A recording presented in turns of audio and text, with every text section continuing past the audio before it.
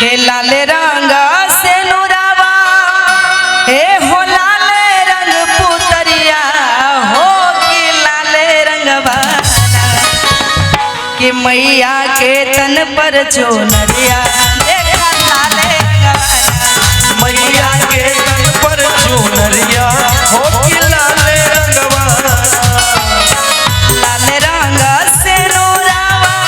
लाल रंग पुतरिया हो कि लाल रंगवा लाल रंग से नुरावा लाल रंग पुतरिया हो कि लाल रंगवा हो कि लाल रंगवा मैया के तन पर चुनरिया हो कि लाल रंगवा मैया के तन पर चुनरिया हो कि लाल रंगवा क्या बात है।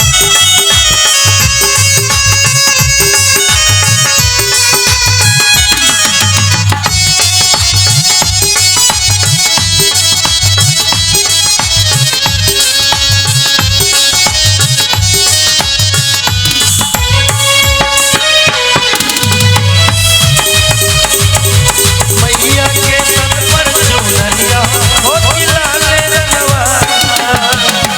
लाल रंग मुखरा पे लाल रंग उठवा हो कि लाल रंगवा